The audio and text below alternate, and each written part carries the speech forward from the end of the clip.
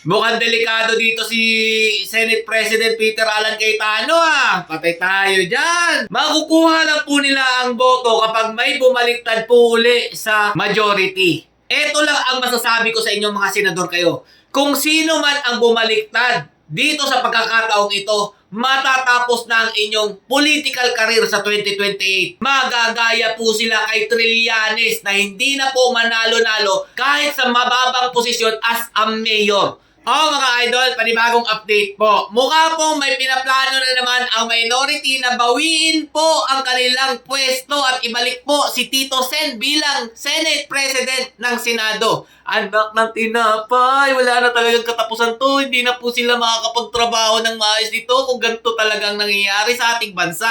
Para maliwanagan po tayo, bakit ko po nasabi ito na mukha po sila may pinaplano? Ayan po mga Lodi, panoorin nyo. Nag-meeting po sila at ang nanguna pa dyan, mga Lodi, sa pagpunta sa opisina ni Tito Sen yata ito, si Subiri. Matatandaan po natin, nag-abstain po ito kasama po ni JB Ejercito. Pero eto mga Lodi, nakiki-meeting na, alam na this. Kaya ka ba nag-abstain dahil gusto mo lang makuha yung presyo na gusto mo? Tatanong lang kami, Subiri Sabi ko na nga ba balimbing ka talaga Doon pa lang sa unit team, balimbing ka talaga. Yung talagang kutob ko sa'yo. Ito pa, sino sumunod mga Lodi? Si Risa Hontiveros. Alam na natin to kung saan to papunta. Sino pa mga Lodi?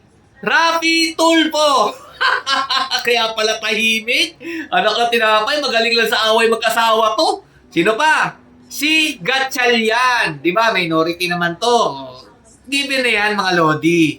Sino pa? Yung kapatid ni Tulfo na si Erwin na tumakbong senador sa baluarte nila Marcos Jr. Kiko Pangilinan na Pinklawan na ngayon po'y kain-kain ng Marcos. Si tahimik lang, Lito Lapid, kasama po sa minority. Anak na tinapay talaga. Sino pa? Bam Aquino. Siyempre, given talaga to dahil sanib puwersa nga yung Marcos loyalist at saka yung mga pink lawis. Eto mga Lodi, eto yung pinakaantay natin. Si JV Ejercito. Mukhang delikado dito si Senate President Peter Alan Cayetano Patay tayo dyan. Makukuha lang po nila ang boto kapag may bumaliktad po uli sa majority. It's either Mark Villar, Camille Villar, o Senator Laurel Legarda. Dito sa video na to, malalaman po natin yung mga politiko na loyal po sa pera. Diba? Ibis na dapat suportahan po nila ang bagong Senate President. Pero anong ginawa po nila mga Lodi?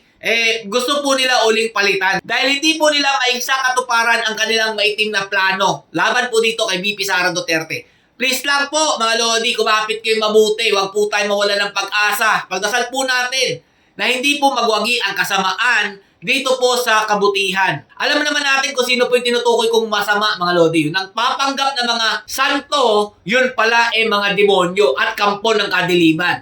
Ito lang ang masasabi ko sa inyong mga senador kayo. Kung sino man ang bumaliktad dito sa pagkakataong ito, matatapos na ang inyong political career sa 2028. Dahil mga Lodi, kapag hindi sila nagtagumpay dito at naiupo natin si VP Sara Duterte bilang Pangulo ng ating bansa, magagaya po sila kay Trillanes na hindi na po manalo-nalo kahit sa mababang posisyon as a mayor. Stay safe mga Lods and God bless you all. Pakita niyo yung kulay nyo ngayon. Duterte pa rin kami.